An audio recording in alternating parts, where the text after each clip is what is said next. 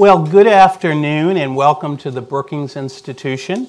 My name is Frank Rose and I'm a senior fellow here in the Foreign Policy program at Brookings. And we're delighted to have such a large audience for our topic today, the politics of the New START Treaty and strategic nuclear modernization. This is the first in a series of public events Brookings plans to host on the future of U.S. nuclear weapons policy over the next year. So I look forward to seeing you at our future events. Now, by the end of the Obama administration, a very fragile bipartisan consensus had emerged between Congress and the executive branch over nuclear policy. Under this, quote, fragile consensus, the Obama administration and Congress agreed that the United States would modernize its strategic nuclear deterrent, but would also support effective and verifiable strategic nuclear arms control agreements like New START. That said, regardless of your views on arms control and strategic modernization, I think there's broad agreement that that fragile consensus may be, quote, falling apart. There are a number of factors that are probably contributing to this. Some experts believe the costs associated with strategic modernization are just unaffordable. Other experts believe that Russia's violation of arms control agreements like the INF Treaty have raised serious questions about the efficacy of the U.S. remaining in the New START Treaty. Other experts believe that the current modernization program is far in excess of what is necessary to maintain effective deterrence. And some experts believe that the Trump administration's approach to arms control is undermining the consensus. In our discussion today, I'd like to explore three broad questions. First, what was specifically agreed to back in 2010 with regards to New START and strategic modernization? Second, what is the current state of the debate during the Trump administration? And third, what steps need to be taken to maintain a level of bipartisan consensus on arms control and strategic modernization that is politically sustainable over the long term? We have an excellent group of experts to help us answer these questions. First, on my left, we have Brian McKeon, who is currently a senior director at the Penn Biden Center for Diplomacy and Global Engagement. Brian served previously as Principal Deputy Undersecretary of Defense for Policy, Executive Secretary for the National Security Council, Deputy National Security Advisor to Vice President Biden, and was also the longtime Chief Democratic Counsel on the Senate Foreign Relations Committee. Next, we have Madeline Creedon, who currently serves as a non-resident fellow here at Brookings. I think Madeline has held just about every job in the nuclear security business, including Principal Deputy Undersecretary of Energy for Nuclear Security, Assistant Secretary of Defense for Global Strategic Affairs, and was the longtime Democratic professional staff lead on the Senate Strategic Forces Subcommittee, where she handled nuclear policy and program issues. Next, we have John Harvey, who currently consults for a number of organizations, including the Defense Science Board, the Institute for Defense Analysis, and Los Alamos National Laboratory.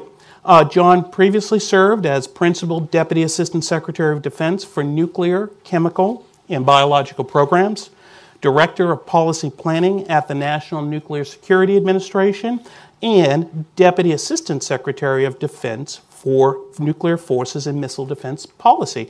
And I actually worked for John for about 5 days at the end of the Clinton administration. Next, we have Rebecca Hersman, who currently serves as the director of the Project on Nuclear Issues and a senior advisor at the Center for Strategic and International Studies. Rebecca previously served as Deputy Assistant Secretary of Defense for Combating Weapons of Mass Destruction Policy, a senior researcher at National Defense University, and, like me, a former professional staff member on the House Armed Services Committee.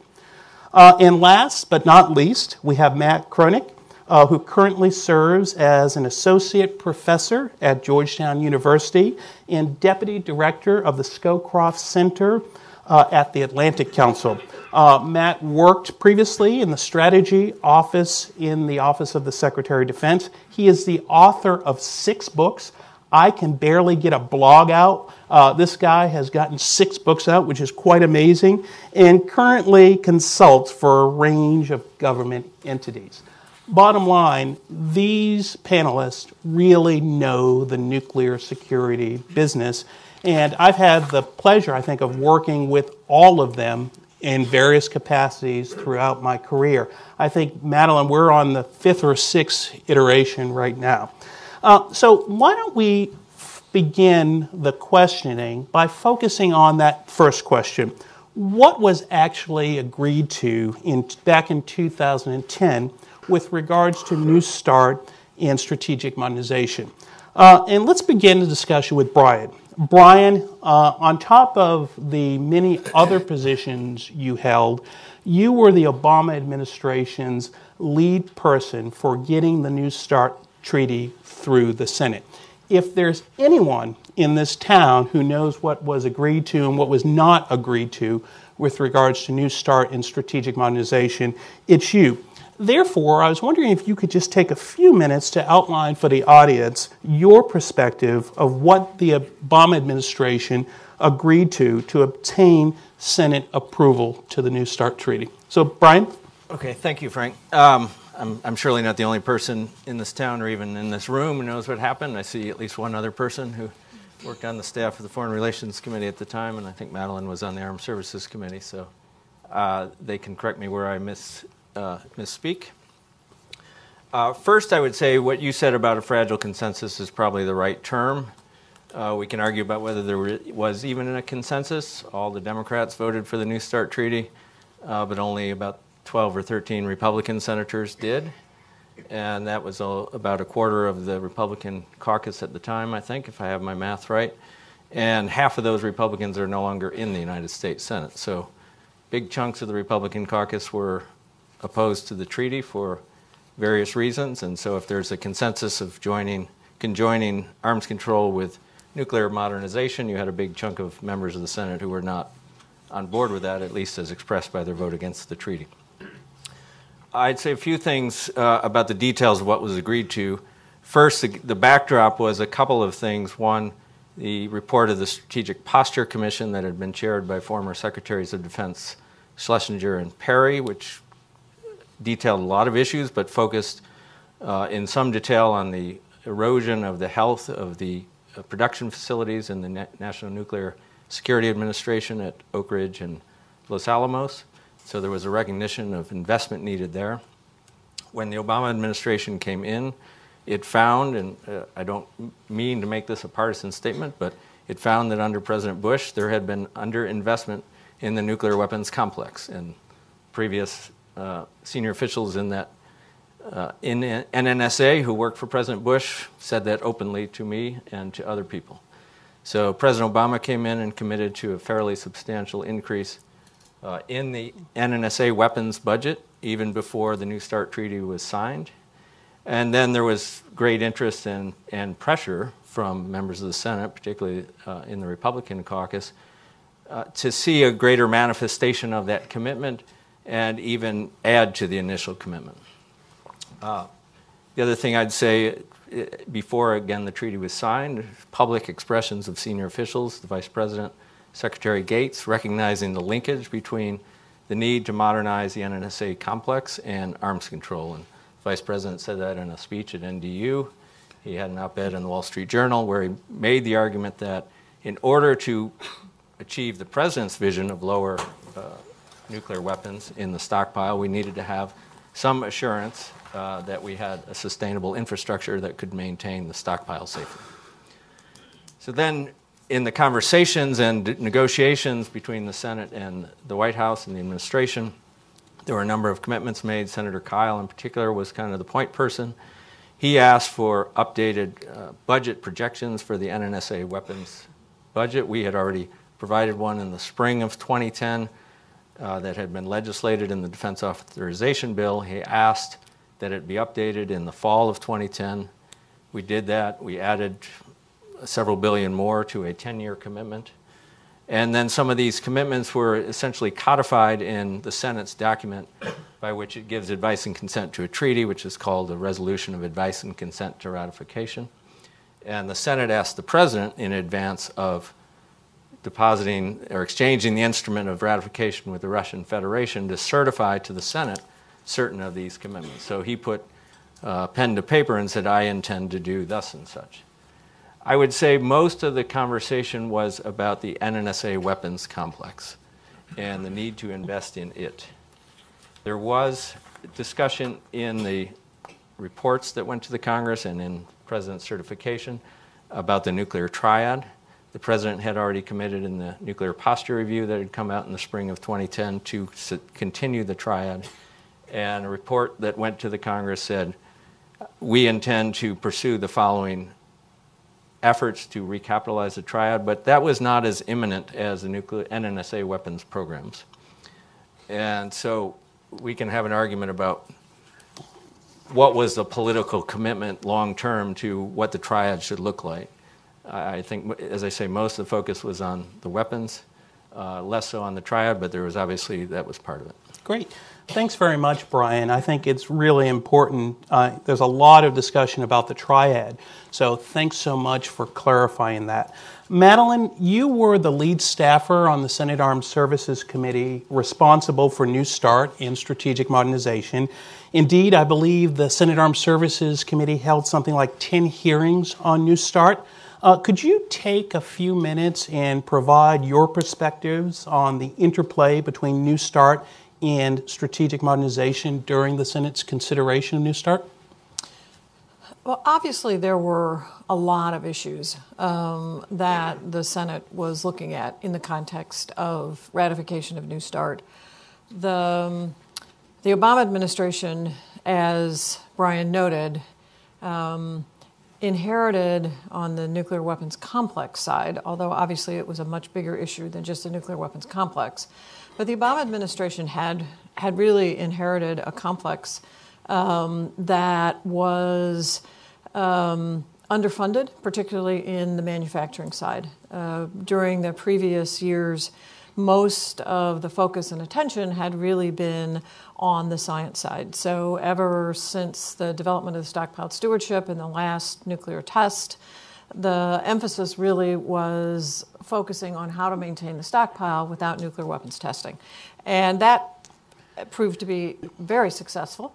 But the price of that, in essence, was the manufacturing side really didn't get funded. So on the manufacturing side, a lot of the Manhattan-era buildings were still there. A lot of the buildings were very old. They were falling down. There were way too many of them.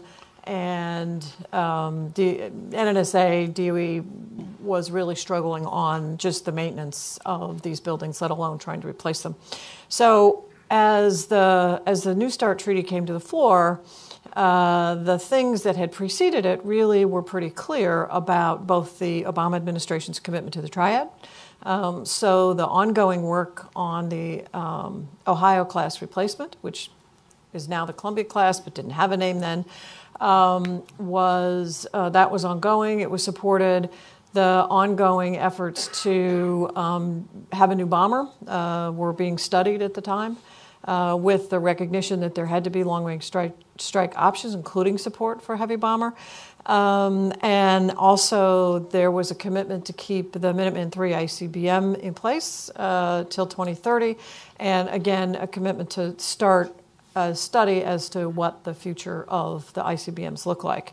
The other thing that made it very clear about not only the state of affairs of the NNSA infrastructure, but in some respects, the state of affairs of the Air Force as well had been all of the work that had been done by the Air Force that was pretty much coming to fruition in 2008 and 2009, where the Air Force was examining itself in the aftermath of flying the air-launched cruise missiles from Minot to Barksdale. So there was a lot going on that had really been looking at the overall sort of health of the nuclear weapons enterprise. And that included the Schlesinger Commission, it included the Air Force itself, and there was really a consensus that it was not in great shape across the board.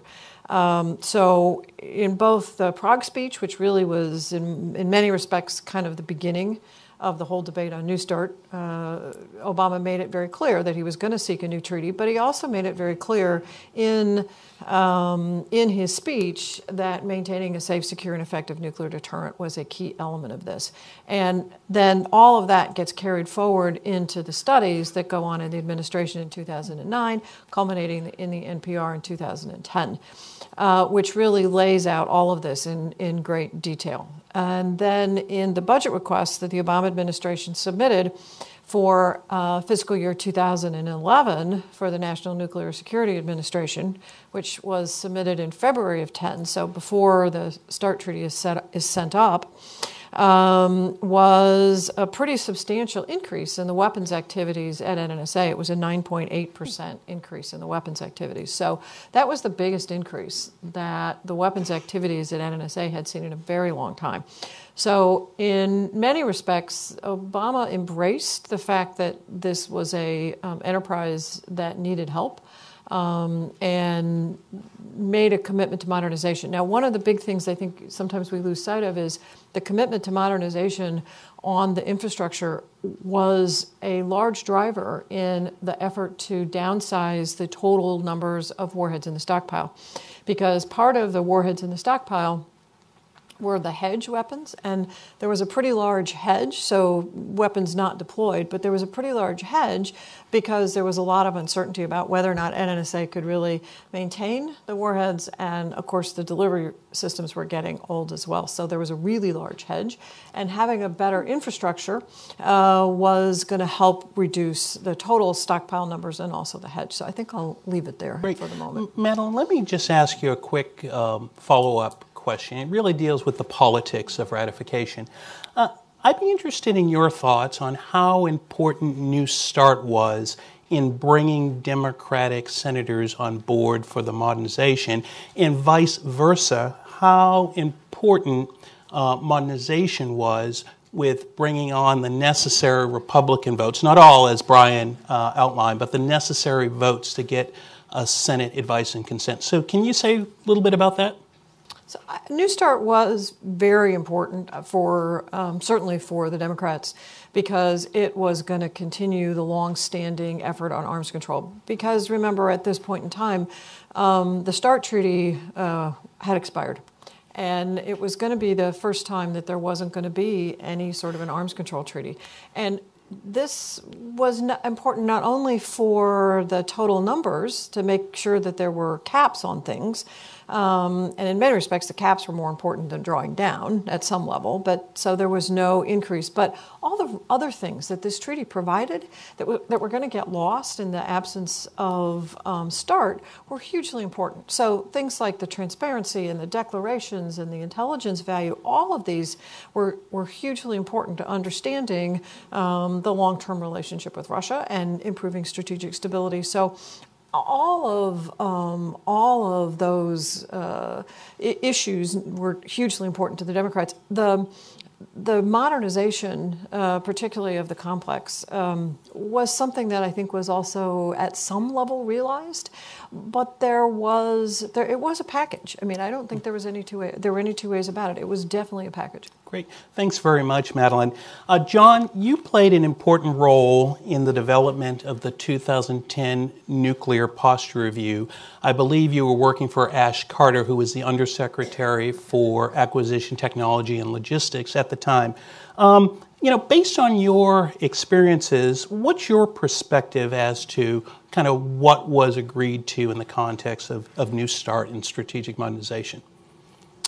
Well, these two folks on my right have basically laid it out, but let me just add a couple of points. And by the way, for those of you with arthritic knees who are standing back there, there's some seats up front. I thought I'd make you aware of that. I was in the I served in the NNSA during the Bush 1 and Bush 2, during the Bush 2 terms of Bush 2.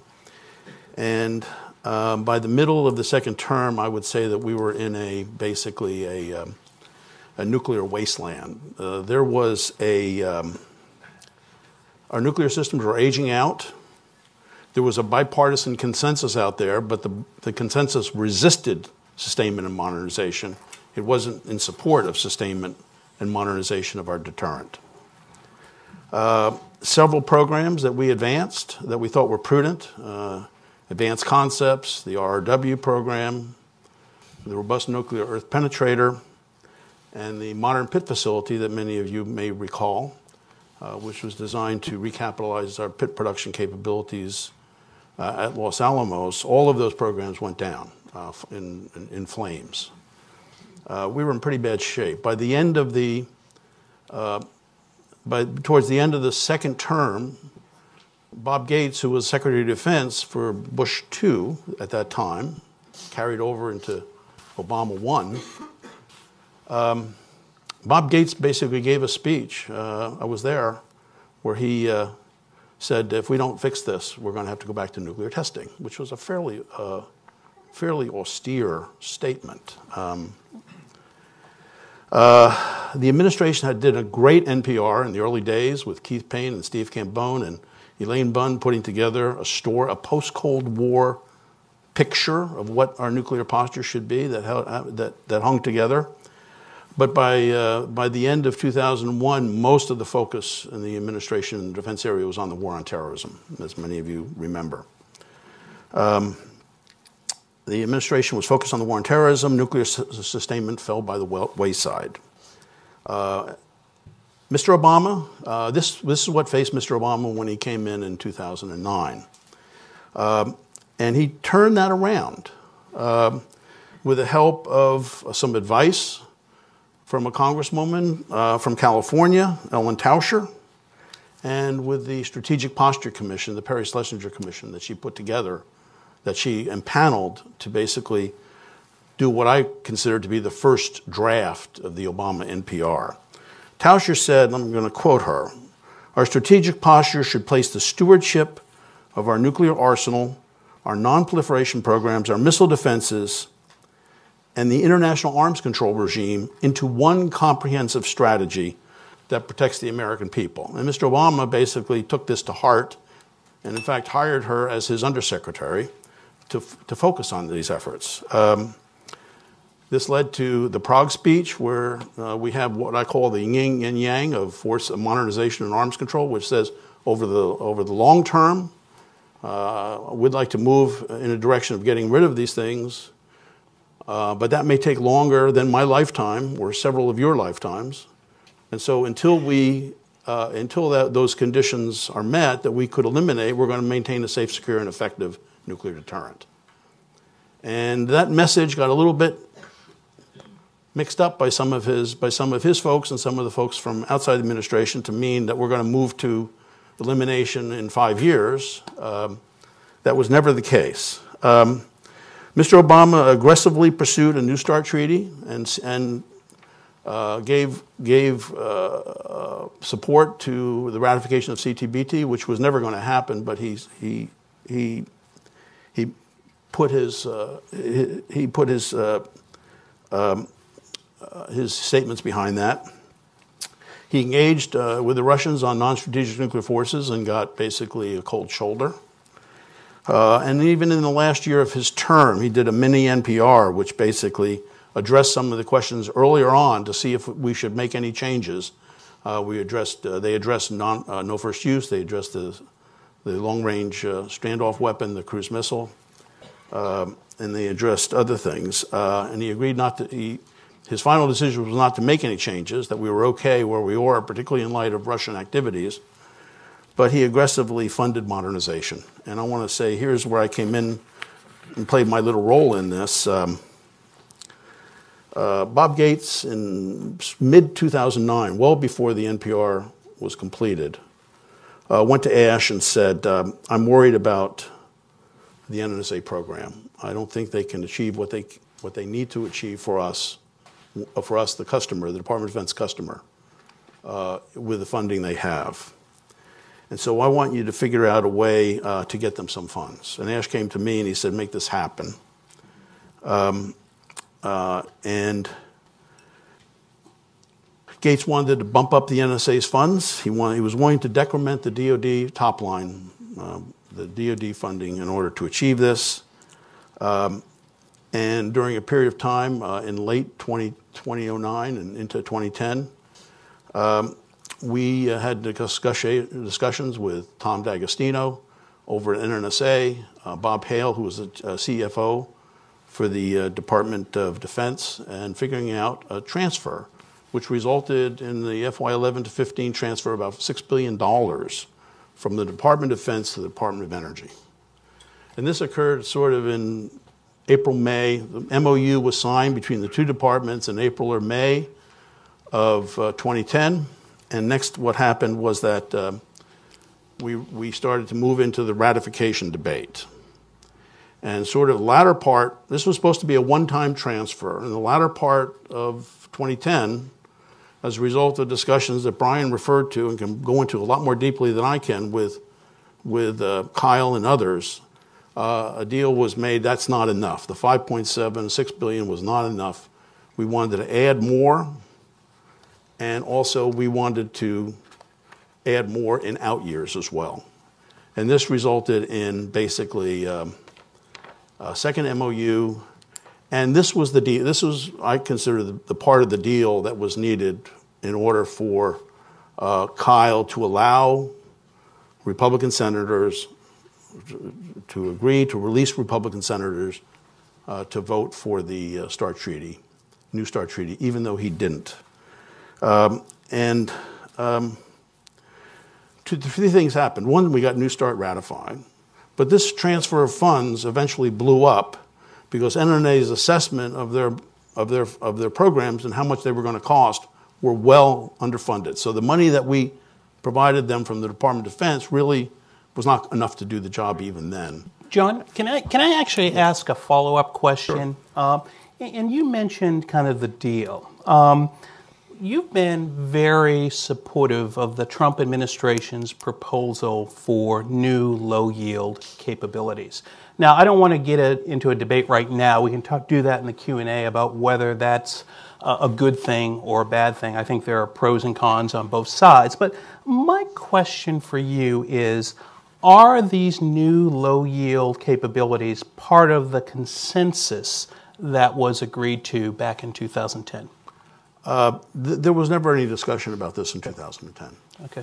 But that's basically the advantage of having this transfer was that it was able to, I believe, was directly resulted in providing the condition to enable START 2 to be ratified. The downside is it created tensions between the departments. Yeah, great. Thanks very much, John. Rebecca, Matt, you were not actively engaged in the discussions on New START, but you're active observers of nuclear issues. Do you have anything to add to what Brian, Madeline, and John had to say? I'll just offer a couple of comments. It's interesting actually hearing the reflection back and realizing a number of years have passed and we all sort of recall history a little differently, and our history starts at different points. And I think all the other previous panelists have talked about the fact that history here actually started going back into the Bush administration much earlier, where the legacy both on the arms control side and on the sustaining our nuclear forces and the atrophy and the neglect that had occurred during that administration, both were significant factors that kind of drove the political process. So I think that's important. But I'm going to step back and just make one comment that I think is important. When I was preparing for this, I got hung up on the consensus word. And that was interesting that Brian mentioned that for it all. And I've used it. I've talked about the fragile consensus. But I'm wondering if that's really a mistake. Because actually, there is no consensus. I'm not sure we ever had consensus.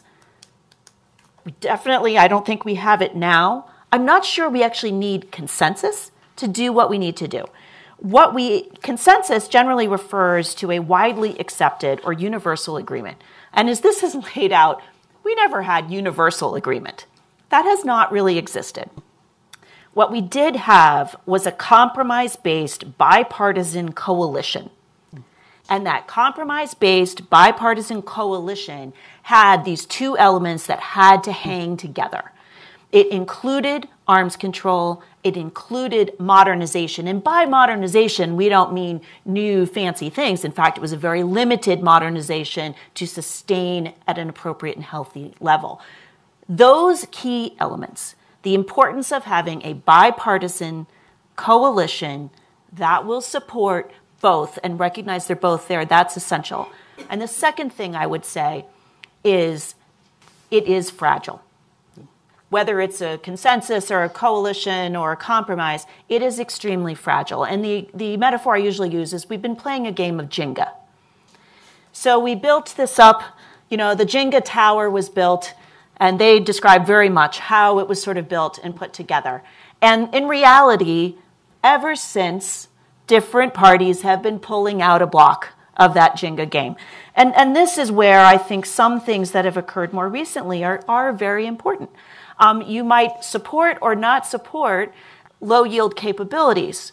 Either way, I believe they do represent a block coming out of that Jenga game. I think aspects of things we've been doing on INF and some of the ways in which that's been handled in recent months represents another withdrawal of the Jenga block. So now we have a situation where we're going to have we've had now this change of control in the House, and others on the other side want their turn at pulling some blocks. The problem is we don't know which block is going to be the one that brings that tower down, and once it's down, building it back up again is going to be very difficult. So I think we need to be very cautious. Oh, that's great, because that led into my next question, the current state of the debate. And, Matt, you have been watching this very, very closely. What's your assessment as to where the current debate is? That's the first question, but I have a follow-up question for you. Now, obviously, you are not a member of the Trump administration, but in your public statements, you have generally been supportive of their approach to nuclear modernization and arms control and nonproliferation. That said, critics of this administration would argue that they have a hostile approach to arms control. And late last year, we saw a number of letters from senior Republican members of Congress really calling into question the effectiveness of New START. So my question to you, in addition to your views on the state of the debate, are there some things that this administration and Republicans in Congress can do to reassure their critics that they are not hostile to arms control? The floor is yours, Matt. Great. Thanks, Frank, and thanks for organizing this event. So I agree with you and Rebecca, and I think the rest of the panel, that there is a bipartisan consensus or coalition, if you want to term that, supporting both arms control and strategic modernization. But it is a fragile one, as people have pointed out. And in the current debate, I think there are three factors that people point to as possible risks to this consensus. The Trump administration, as you point out, Democrats in the House, and Russia, I think, is an important one we can't overlook. So I just wanted to briefly comment on each of those. So first, I don't think the Trump administration is hostile to arms control. The Nuclear Posture Review says very clearly that they're supportive of arms control, given that it advances American security interests and that we have a partner that we can rely upon for those agreements. And so the Trump administration has made some moves in the Nuclear Posture Review that some have criticized: low-yield nuclear weapons, pulling out of INF. But when this deal was made in 2010, I don't think anybody believed that American nuclear strategy and posture could be locked into place forever, regardless of the circumstances. I think there was an understanding that U.S. nuclear strategy and posture would have to adapt based on circumstances. And the security environment has changed quite a bit over the past 8 years. And so I see these moves that the Trump administration has made as reasonable adaptations to the security environment, to the threat of Russian nuclear de-escalation strikes. And as you pointed out, there is quite a bit of bipartisan consensus for some of these things. John Harvey, Jim Miller, other Democrats have supported low-yield nuclear weapons. When it comes to New START, first, New START is safe until 2021. The real question is about extension. I suspect that the Trump administration will be interested in extending New START, in part because even though we have done some good things to fund our nuclear infrastructure, it's still in fairly poor shape overall, I would say. And if we get into an arms race with the Russians in the short term, the Russians will win. And so that's not something I think we'd want to do right now. And in fact, I think 2021 could be an opportunity for negotiating potentially something bigger. For a long time, since 2010 at least, we've been talking about Russia's non-strategic nuclear weapons and the problem that that poses. So I think 2021 might be an opportunity to broaden the discussion on New START extension and on Russia's non-strategic weapons. Democrats in the House, Adam Smith and some others, have questioned the need for these low-yield nuclear weapons. That's a debate we can have. I think it's the right move, but it's a debate we can have. But they've also called into question the need for the triad, and I think that is removing a pretty fundamental piece of the Jenga block, to use Rebecca's metaphor. I mean, the triad has had support from both Democratic and Republican administrations for decades. And so I hope that Adam Smith, when he's making these statements, is just playing to his political base. I hope he's not serious about trying to kill funding for the triad. Now that President Trump has seemed to question some of the relationships with allies, many Democrats have found support for this rules-based international order and the importance of supporting allies. And I would just remind everyone the importance of U.S. nuclear weapons to the U.S. rules-based international order. Very important for assuring our allies and providing stability in Europe and Asia. So final issue is Russia, and you need a partner for arms control. Russia violated INF. And so I think the Trump administration to withdraw from INF was prudent, given the circumstances. We're the only country on earth constrained by this treaty. But it raises real questions about Russia, whether Russia is willing to comply with New START going forward. I suspect that they will be, but you never know given their behavior on other arms control agreements. Final issue is I do worry a little bit about whether Russia may be seeking to achieve some kind of strategic superiority while maintaining compliance with New START.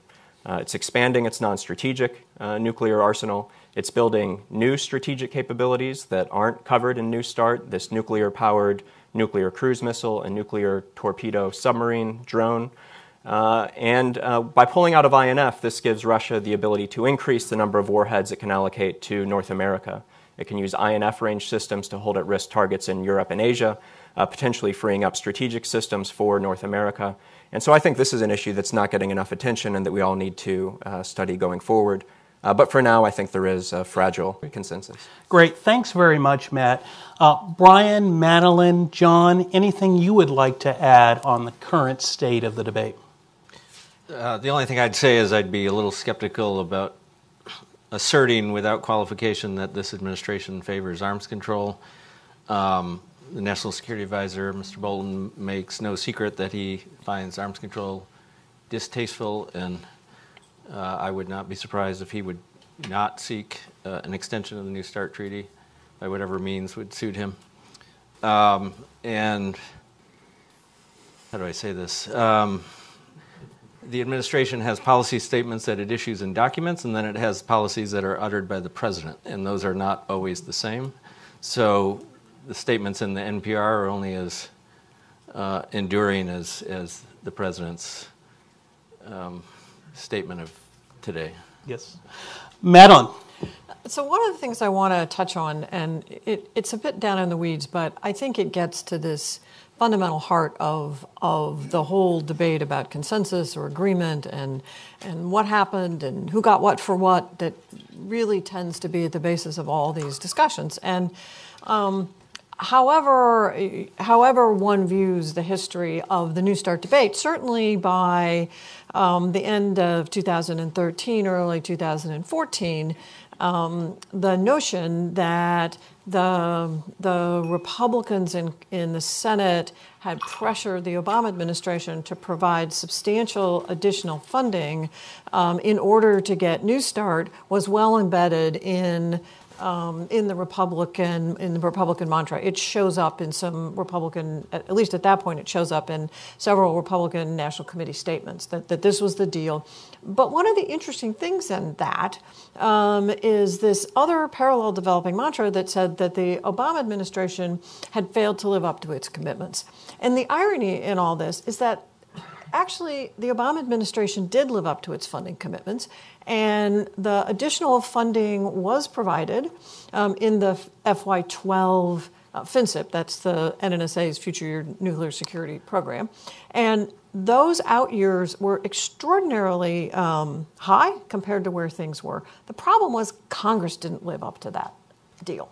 And when you go back and you really do this chasing of the numbers thing, all of that commitment from DoD to transfer top line, it didn't matter because it basically never happened. In the fiscal year 12 President's budget request for NNSA, which was the budget request that the administration had bumped up by about $600 million for that year based on all of the conversations that had occurred and the DoD commitment, that budget request was $7.6 million.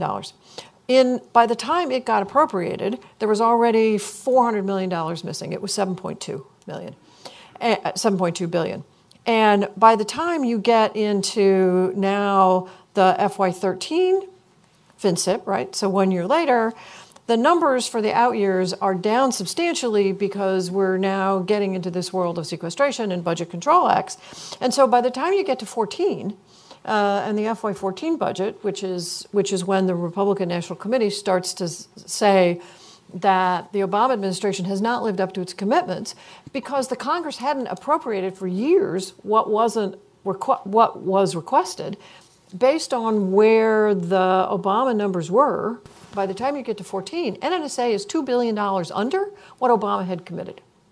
And so now you've got this situation where the infrastructure is even getting worse because NNSA didn't have the money that it thought it was going to get under the deal. So now you've got Congress even undercutting the deal that it made. Anyway, this situation goes on for a number of years where you finally then start to get the appropriations being provided at the level of the Obama administration request. Doesn't really kick in until about FY16. Okay, and so these are the reasons that you saw a lot of consternation at the end of the Obama administration that I know wasn't well received when you even had the Secretary of Energy saying there's not enough money to be able to do the things that we intended to do. And GAO comes out with a report that says there's not enough money to do the things that is laid out in the Stockpiled Stewardship and Management Program. So the irony in all of this is with all of the additional money that the Trump administration has put in, and whether you agree with the low yield or not, or that the low yield should be funded or not, the ultimate irony here is that Trump actually has gone back and sort of continued what Obama had put in place in terms of funding for the infrastructure at NNSA. Great. All of which is really quite ironic. Thanks, Madeline. John, anything to add? Nothing to add. Great. Well, before we turn the floor over to the audience for question, I wanted to ask one last question, and that's about the future. Now, there are a lot of views out there, keep the triad, do away with the triad, continue arms control, do away with arms control. But my fundamental question is this. What steps need to be taken to maintain a level of bipartisan consensus on arms control and strategic modernization that is politically sustainable over the long term? Most of these programs that we have talked about are going to go through this administration next administration and the administration beyond that. So you're going to have some type of consensus or agreement to sustain these programs over the long term. So why don't we start with Madeline, go down, and then end with Brian. So Madeline, what's your view as to what steps need to be taken to maintain a long-term, politically sustainable consensus? Well, certainly on the physical side, the triad. I think the numbers of each of the elements of the delivery systems, needs a good, robust debate every once in a while. The other thing is that the infrastructure funding for NNSA needs to continue, and the life extension programs need to continue. Where I think there is going to be a lot of debate comes in what is the capability size, the capacity size, really, of that NNSA infrastructure. And that gets into a debate that I think has to happen, and that's really is how has the world changed since 2009 and 2010, and what are those requirements going forward for the capacity piece at NNSA, for the total stockpile numbers, for the hedge numbers, and where the actual numbers under the triad should be. So if they're all at New START levels, I think there's a pretty good consensus that that's about right. The debate comes about what happens after New START. And I think that's where there's just a huge amount of work to be done, because if the administration decides not to extend New START, then I think it's kind of Katie bar the door, because I think it's going to be a free-for-all. John? I think the most important thing for maintaining consensus in the future is basically the two committees, the Senate Armed Services and House Armed Services. In the past, Senator McCain and Senator Reid have worked amazingly well together, with great contributions from staff, with bipartisanship from Donnelly and others on the Deb Fisher and others on the Strategic Forces subcommittees. The staff have worked together hand in hand in lockstep to advance Mr. Obama's modernization program, and now the continuation of it under Mr. Trump. And I think that's been remarkable, because there's going to be a lot of turnover on the Hill. There's going to be young staffers coming in who have not thought about nuclear weapons ever.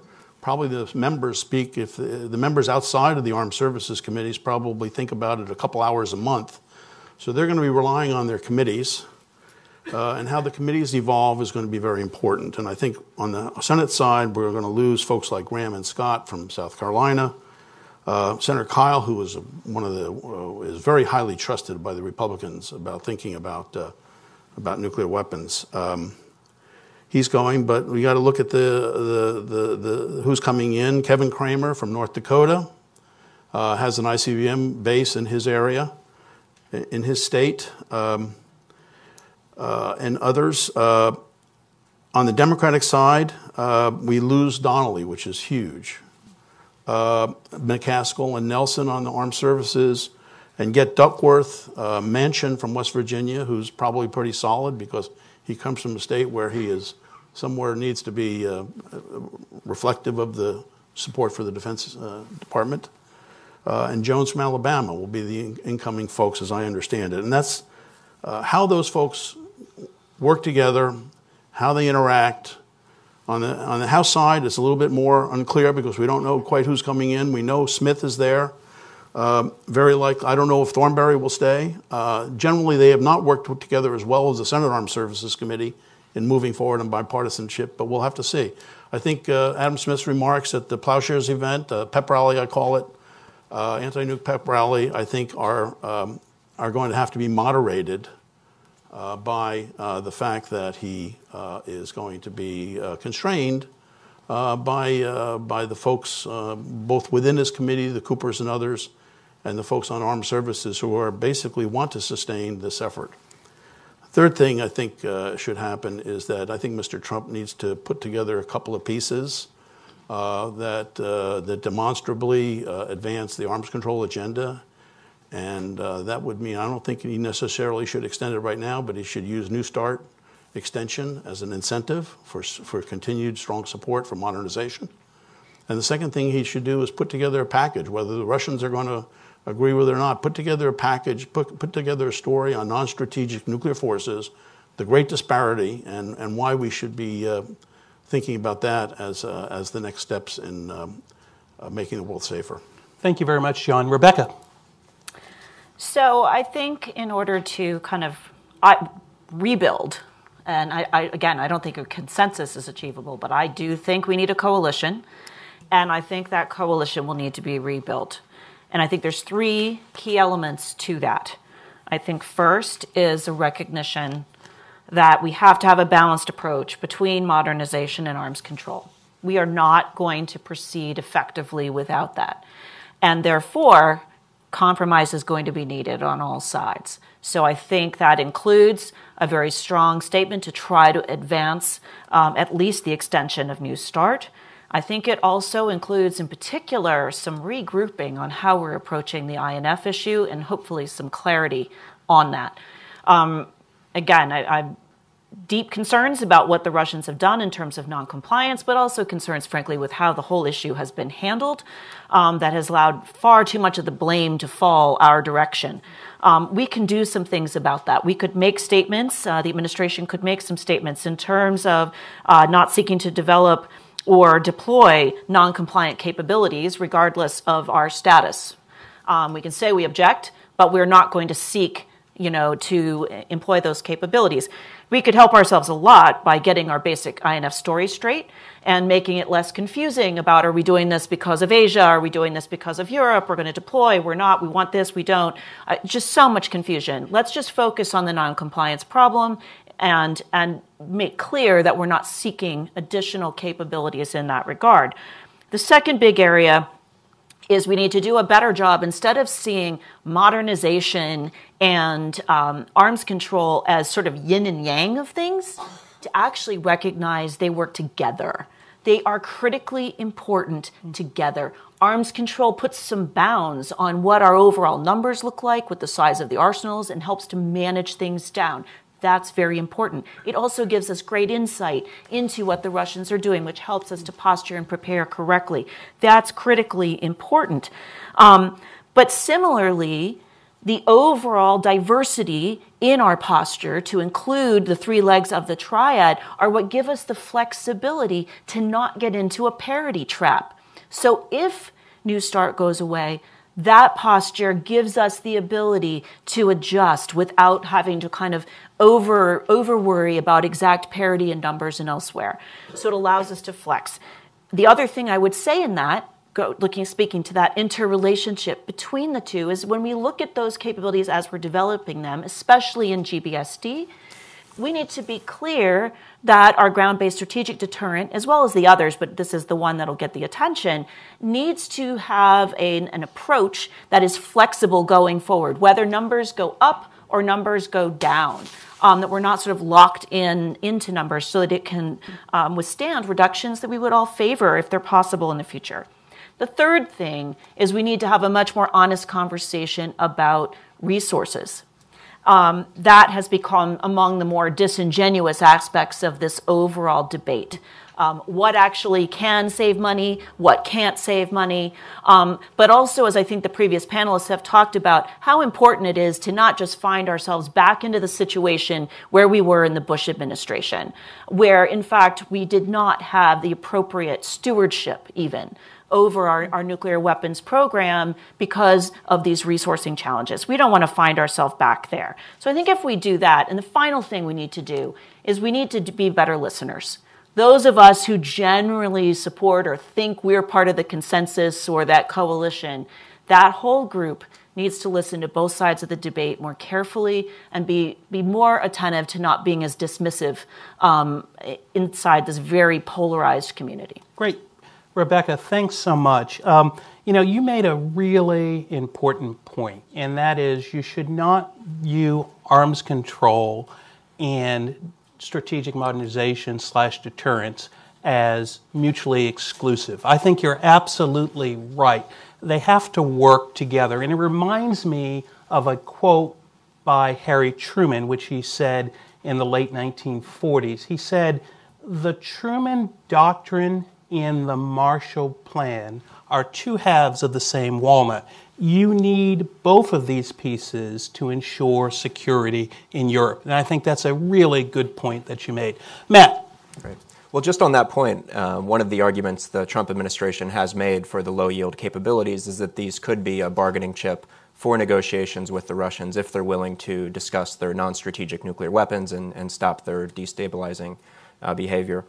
So I would just, again, reiterate the importance of the consensus or the coalition. This modernization is going to require decades, so it's going to require bipartisan support on the Hill for many years. You can't do that with just one party. And in fact, some of my friends in the administration argue that they see three priorities of U.S. nuclear strategy. First is deterring enemies, second is assuring allies, and third is maintaining consensus on the Hill, because it is so important to the modernization programs. In terms of what we need to do to sustain the consensus, I think both sides need to be somewhat flexible and understand that we need to adapt with changing circumstances. The world wasn't going to freeze in 2010, and so I think there is a core of an agreement of strategic arms control in exchange for modernization, but that there might be changes that need to be made at the margins. And I think Madeline pointed out how during the Obama administration, there were, because of sequester and other things, that some of the programs were delayed. Many Republicans were unhappy with that, but it didn't lead to fundamental undermining of this consensus. And similarly now, I think the Trump administration is making some reasonable changes at the margin based on changes in Russia's nuclear strategy and posture, including low-yield nuclear weapons. And I would hope the other side would also recognize that there's the need to adapt and make some changes at the margins as international security environment and conditions change. Great. Thanks, Matt. Brian, last word. I don't have a lot to add. I think Rebecca summed it up pretty well. I think the one thing I would say that would be particularly helpful would be if this administration would embrace a New START extension at some point before the end of its term. If there is a different president that comes into office in 2021, that president will have about 2 weeks to make a decision on a New START extension, so that really puts that person in a tight spot. But for the interests of the country and our own security, there's lots of good reasons to do it. The Russians are ahead of us in recapitalizing their nuclear triad. We have the next 15 years of the recapitalization of the nuclear triad. Something's going to go wrong over budget or off schedule, and having the assurance of both the lower numbers, but also the inspections and the verification regime of the New START treaty will be important to us, because if the treaty limits come off in 2021 and we are having troubles with our recapitalization program, that's not a good situation to be in, and I don't think anybody in the United States military would be happy about that, nor should anybody in Congress be excited about that. Great. Thank you, Brian, and thanks to all of our panelists. Now we have about 30 minutes for questions and answers. Couple of requests that I have is one, you identify yourself and your affiliation. Second, you ask a question. And third, you keep your questions/statements brief. We have some microphones going around. I'll take about 3 questions. We'll try to do 3 rounds, and we'll go from there. So I've got one here, first here.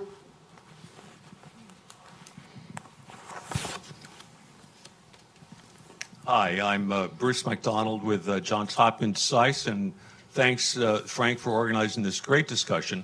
I wanted to make a very short comment and then ask my question. My comment is I wanted to reinforce what you said earlier about the importance of nonproliferation and reassuring our allies is an important part of the whole picture.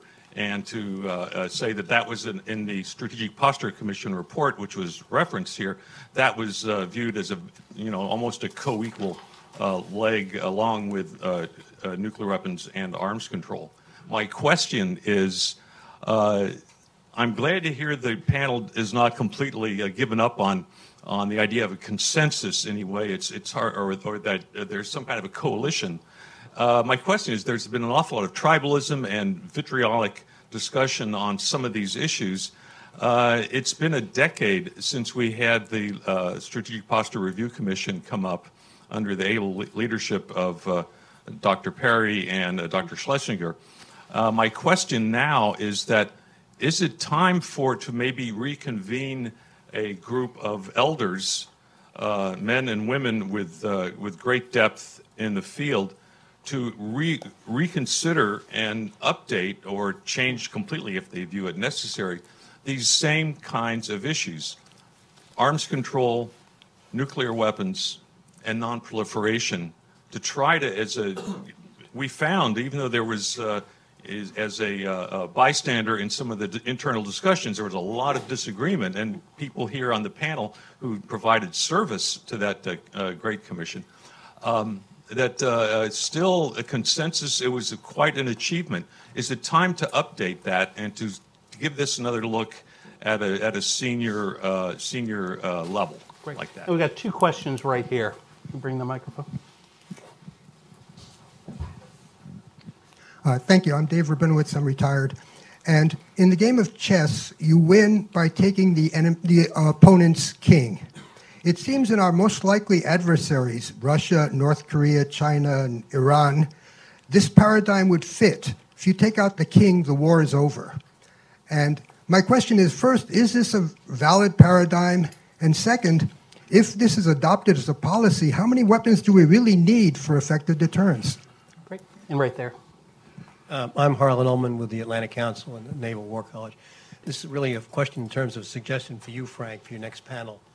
I would argue that this history lesson is very valuable, but it's based on 20th century thinking, and it's several dimensions that's lacking.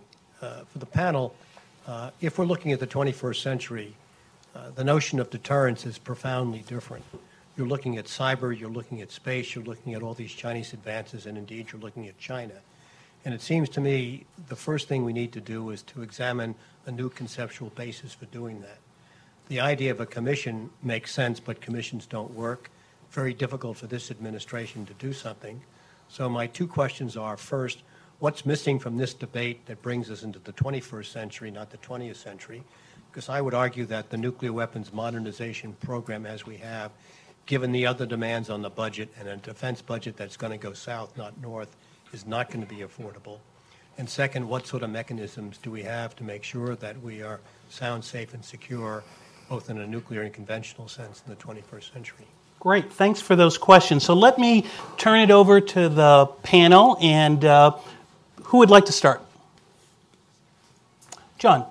Look, I think it's. I don't think we're anywhere near the state we were, Bruce, at the end of the second Bush II term, with regard to the lack of support, the message not being conveyed, and not being any support for even sustaining our existing capabilities.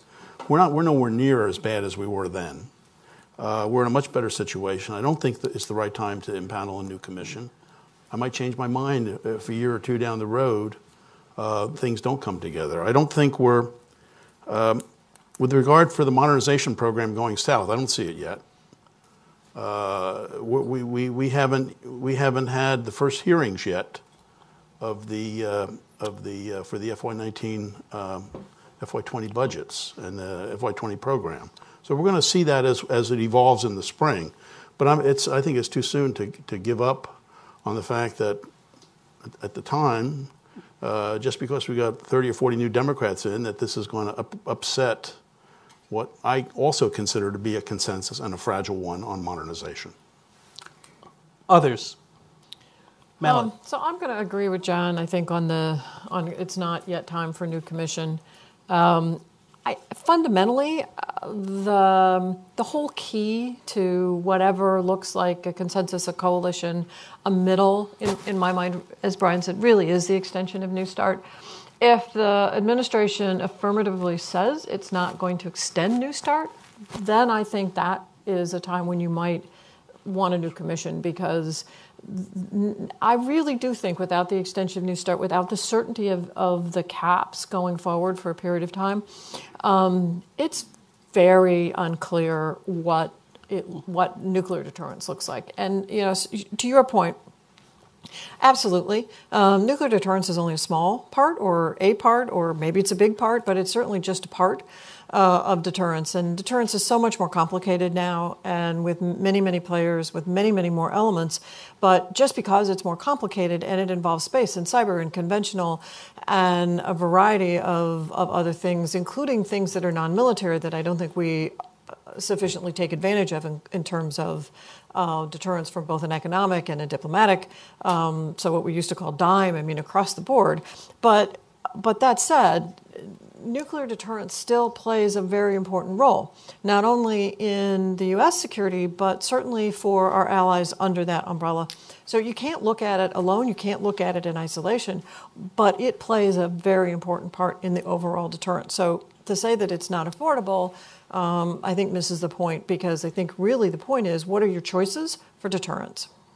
Great. Anyone else? Okay. Matt, go ahead. Well, I was just going to tie Harlan and Bruce's comments together. Maybe it's not a formal high-level commission that's needed, but I do think that there's some new thinking required to think about how these new technologies affect strategic stability, strategic deterrence, missile defense, directed energy, artificial intelligence, 3D printing. There are so many things coming online that could really change the strategic balance, and we need to think harder about that. I agree on the affordability. Best estimates are 6% or so of the defense budget to modernize the U.S. strategic arsenal. Secretary Mattis, several past secretaries of defense have said that nuclear deterrence is the most important mission of the Department of Defense. So 6% for the most important mission sounds like a reasonable proposition, a good value indeed to me. On this question, I think you're right that leadership secession is one of the weaknesses of autocracies, one of the advantages we have over them. I'm not sure what the implications are for nuclear strategy, though. The difficulty of intelligence required to know where a leader is, to target a leader, is very difficult. So I think staying with what our nuclear strategy has been over the past few years is still the best way to go forward. And Brian? Just on the narrow question of how many weapons do we need, I would argue, and the last administration put forward, that we can get by with fewer strategic deployed weapons than we have now. The New START treaty has a cap of 1,550, which is an odd number. We were ready to go to 1,500, but the other side was not. But after New START was done in 2012 and 2013, the Obama administration did a review, and then the president made a speech in Berlin that proposed a new round of negotiations with Russia and said we were prepared to go down by another 1/3, so you can do the math. But then the invasion of Crimea and the intervention in eastern Ukraine happened in 2014, and nothing ensued by way of negotiations. Great. We got the next three questions here, here, and there. Is that right there? Thank you. Good discussion. Bill Courtney with RAND.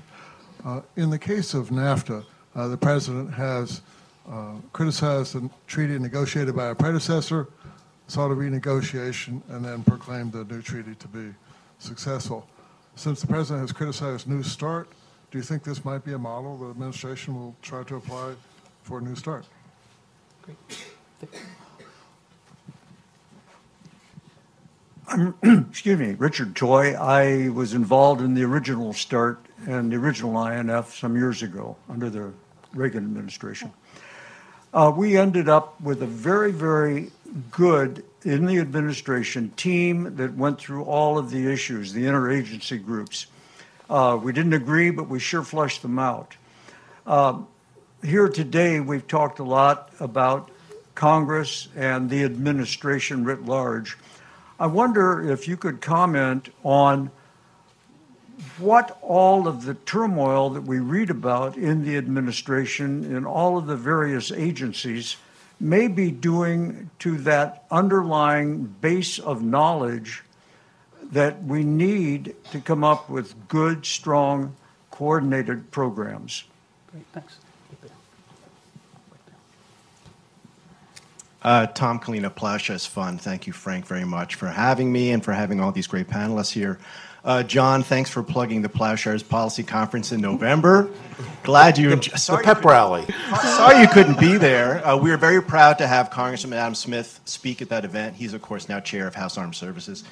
For those of you who didn't see his talk, it's on Plowshares' website. Again, John, thanks again for the plug. Rebecca, I want to agree with you on your comment that there really was never a consensus on modernization and the deal. And I think the sooner we can stop using the word consensus, the clearer this whole conversation will get. Finally, a question for Brian and Madeline.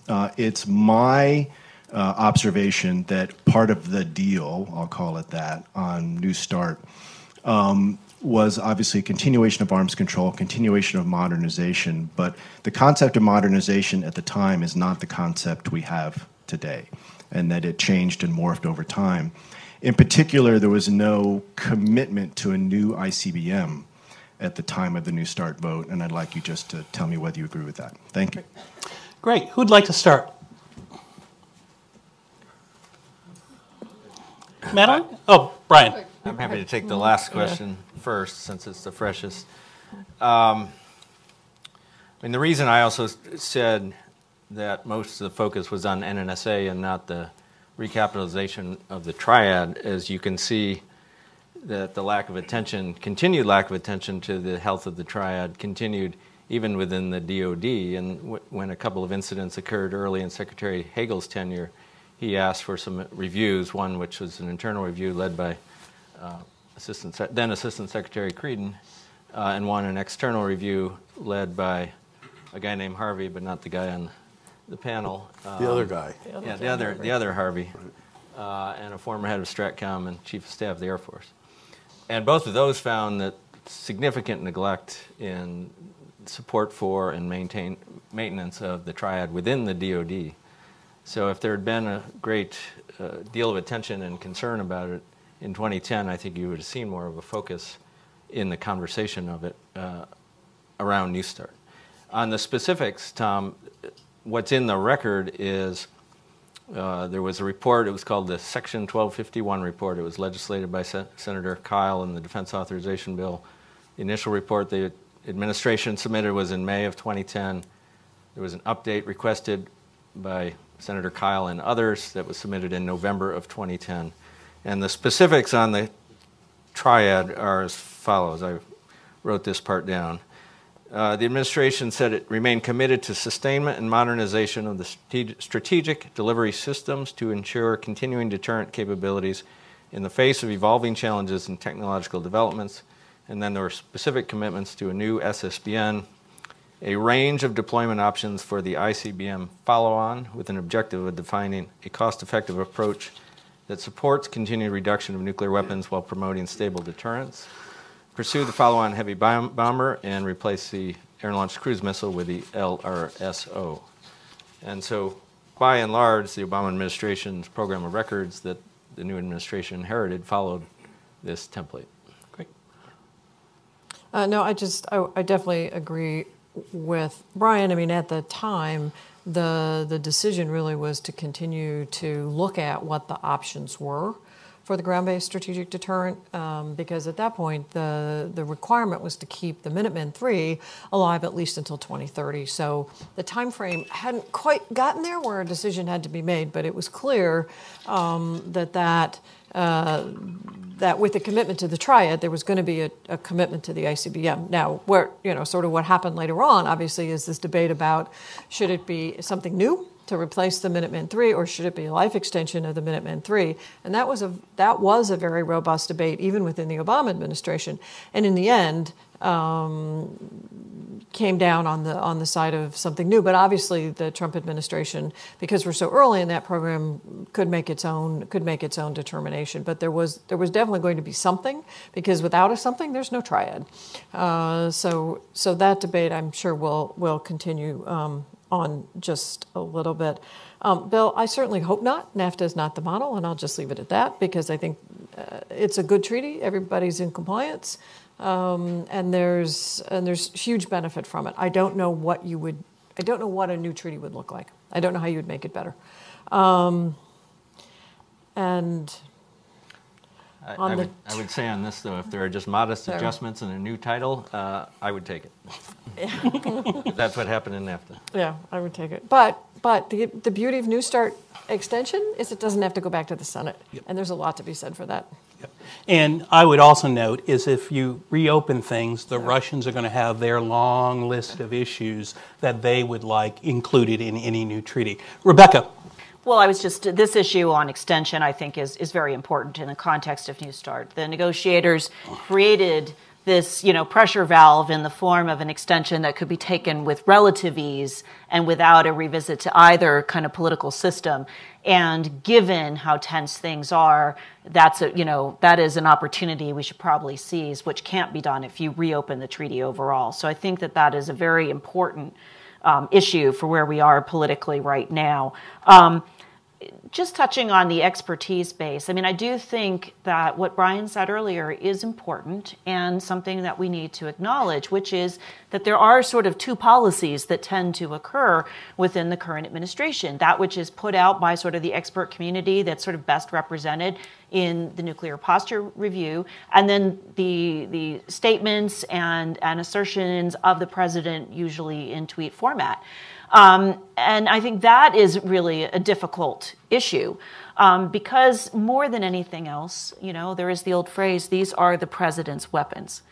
And I think in this, as almost more than anything else, the president's statements carry enormous weight. How on earth that will be modulated in support of building and sustaining this coalition, I don't know. But I think it's important to recognize that is a real part of what is driving the current state of polarization right now. Great. Matt, John, anything you guys like to add? Well, just on William Courtney's question about negotiating a bigger, better deal, I think if there were a temptation to go in that direction, the obvious place to look would be Russian non-strategic nuclear weapons, which is something we've been wanting to get a deal on for some time. And if Trump could get some kind of deal there, I think he could justifiably claim that as a win. Great. We have time for one more round of questions, so why don't we start here, right here.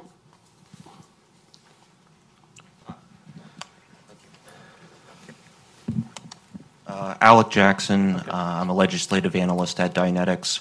My question is, with regards to the newly announced Russian delivery systems and technologies, especially with regards to their hypersonic stuff, and maybe this is a little beyond the purview of this panel, but how seriously should the U.S. be taking these, given the issues that Russia has faced in fielding the T-14 and the Su-57 in significant and appreciable numbers, and to what degree is Russia's newfangled technology affected the discussion about further arms control treaties going forward? Thank you. Great. Right there and then right there.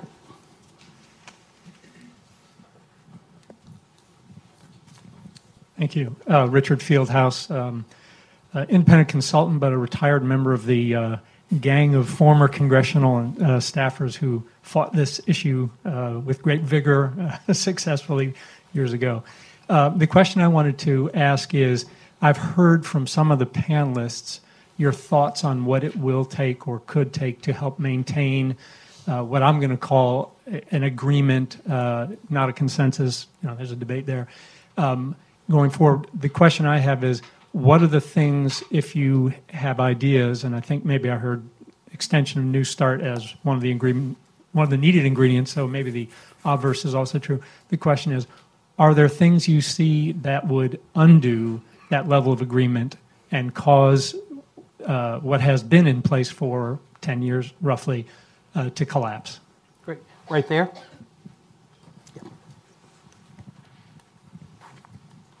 Thank you. I'm Jean Nguyen with Voice of Vietnamese Americans. I'd like to come back to the strategic vision and mission, and we've been talking about consensus. Would you discuss the situation with the DoD leadership and our commander-in-chief and whoever is holding the power of the nuclear weapons? It gives a there is a strong focus on deterrence. At this point in time, how are we, U.S. leadership, in global credential with deterrence? And given the situation currently in Asia Pacific, Indo-Asia Pacific, with India and everybody else involved, and China is involved, to talk about China, North Korea, Iran, Russia, if they all together as the other side, where are we, and do we have time to follow up with all the budget and coalition you're talking about? And I'll take one more question right there. Actually, let me take two. I'll take one here and then one there. Thank you. My name is Rafael, Embassy of Brazil. I'd like to hear the thoughts of the panelists on China. If time has come to bring to the arms control debate other nuclear weapon states, and if so, what role would China play in this discussion? Thank you. Read my testimony before the House Foreign Affairs Committee last year. Last question. Hi, Madison Estes from the Center for Naval Analyses.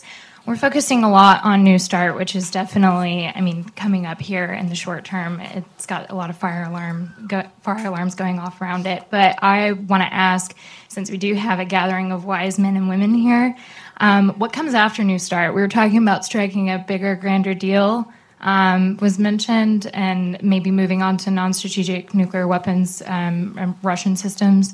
But that's traditionally been a non-starter, as is ballistic missile defense for the U.S., which has been usually the next thing that's thought of on this kind of deal. So I'd be curious to know what the panelists think could be possible in the next 10 years.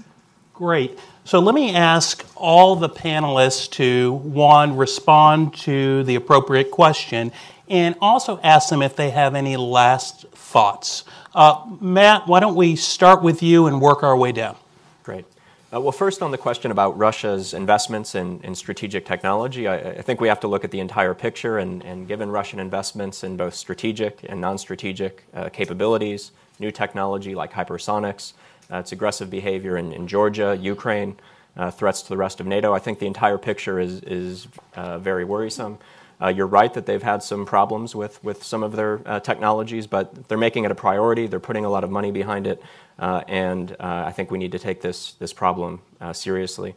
On the question of what could undermine the consensus, I think one obvious thing is if Democrats in the House are unwilling to fund modernization of the triad, that would be a major blow to the coalition.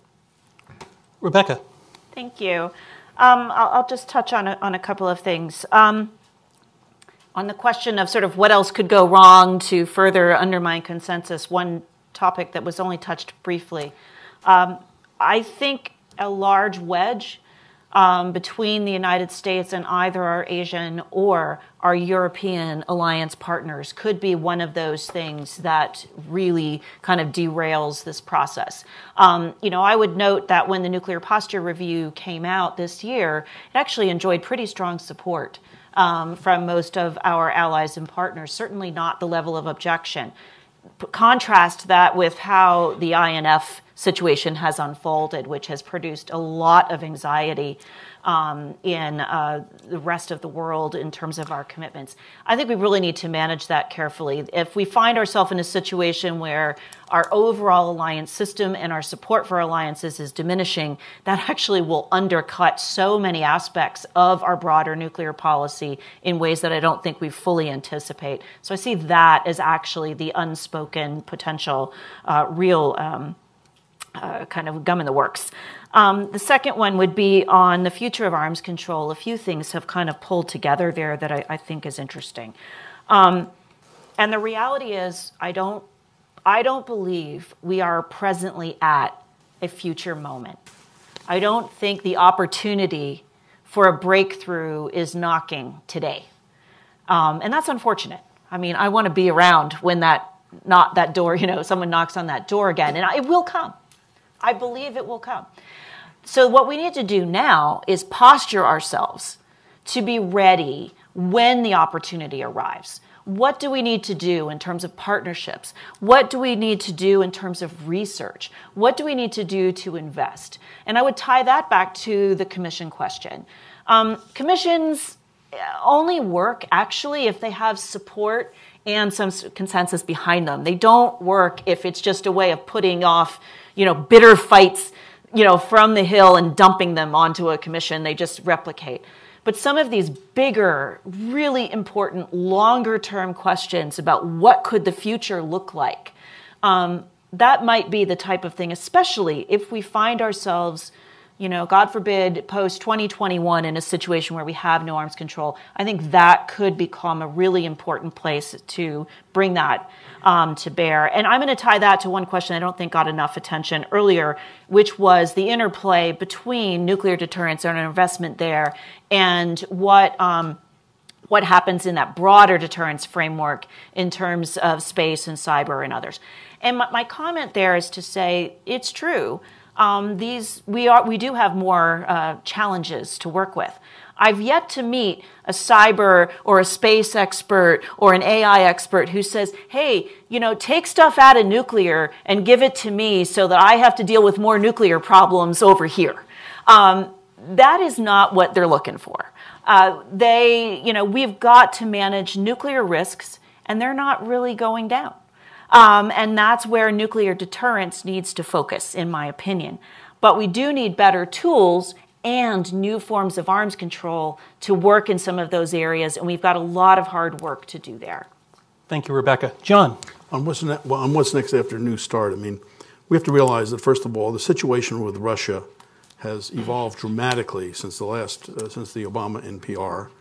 And Mr. Trump's NPR has tried to start taking that into consideration. Russia's behavior basically rejects the post-Cold War security order that many of us have come to take for granted.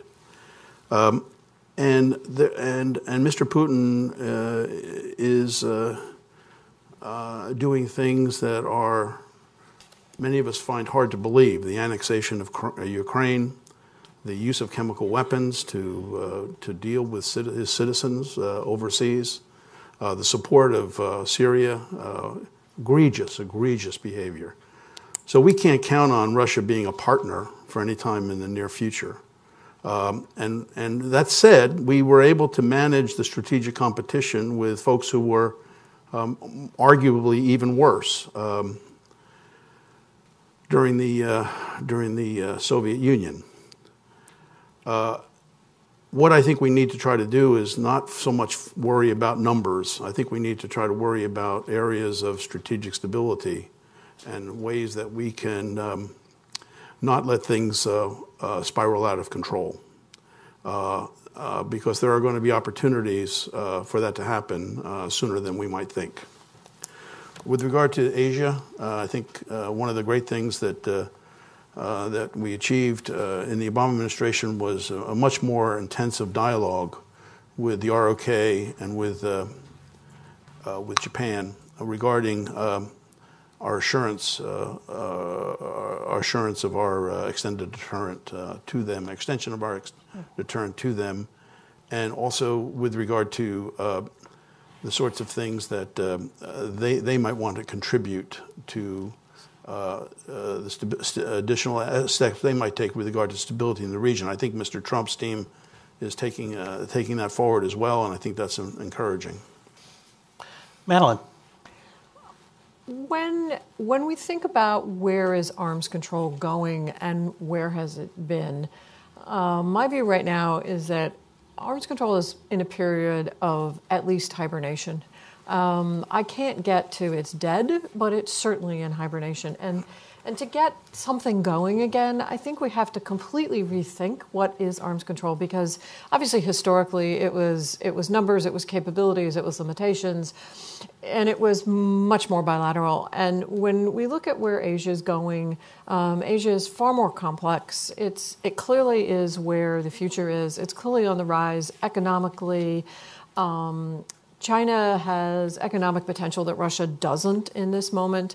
And of the 9 nuclear weapon states, almost all of them have some degree of influence in Asia. And you can't say that, I don't think, about any other region of the world. So now is the time, and if you're going to have a commission look at anything, and I'm not a huge fan of commissions, but if you're going to have a commission look at anything, I would probably say, okay, we need something that looks like a futures commission to really look at what are the options for strategic stability in the future, and particularly in Asia. I mean, this is a region that has no history of arms control agreement. There aren't incentives for arms control agreement. You don't have anybody, even though China is building up and they're modernizing, certainly we're not in a situation of parity, but we have lots of allies who really rely on our strategic deterrent and who want to see our strategic deterrent. And more importantly, I think they want to see consistently in the U.S. messaging. And so that to me is the future of where all of this goes. In respect to numbers and arms control agreements and relationships and strategic stability. Great. Thanks, Madeline. Brian, last word to you. Since nobody's addressed the gentleman's question about China directly, other than your reference to your testimony, I think it's really good. Yeah, I'll go study it. I think traditionally both the State and Defense Departments have been interested in a strategic dialogue with the Chinese about nuclear weapons, but they have not. They've generally said, we have a small number, you have a lot more. When you get down to our level, give us a call. And so many past administrations, including Obama, have probed with the Chinese about strategic stability talks and not gotten even to a meeting. And even if we had a meeting, I don't think it would be very productive. It would be an exchange of talking points, but it would at least be a start. On the question on the president and deterrence in Asia, I'll just add, I guess I was surprised being in the executive branch after 20 years on the Hill, how much time we spend assuring our allies in Europe and Asia that we still love them, still want to defend them. And now you certainly don't have that, or maybe you do coming from the career force, but you have a quite different attitude coming out of the president's mouth about the value of the alliances, which are clearly under strain, and the one with Korea, I think, is about to hit a pretty big strain because the agreement on basing and how much the Koreans contribute to our presence, I believe, is expired or about to expire. The president's asking for the Koreans to pay twice as much as they've been paying, which I don't think they're inclined to do. So they, if they start to question the alliance and our commitment on generally to their security and the extended deterrence, well, we're in quite a different world if they decide they need to pursue their own nuclear capability. Great. Well, panelists, thank you so much for such a great and informative panel. I certainly took a lot of things away, the need for compromise, the need to listen, and the need to think beyond the next 2 or 3 years, but long term. So please join me in thanking the panelists for a great panel. And hopefully this will be the first of many additional events that Brookings will do on these subjects. Thank you very much for coming. Thanks for watching. Be sure to like and subscribe for more videos from Brookings.